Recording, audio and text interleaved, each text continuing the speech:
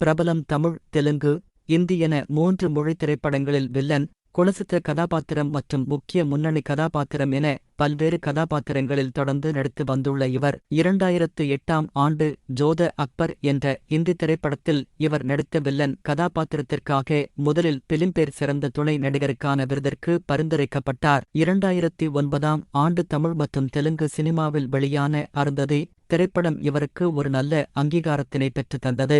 இப்படத்தில் இவர் ஏற்று நடித்த வில்லன் கதாபாத்திரத்திற்காக பல்வேறு விருது அமைப்புகளில் பல விருதுகளை வென்றுள்ளார். இப்படமானது இவருக்கு திரையுலகில் ஒரு முக்கிய படமாக புகழ் பெற்றது.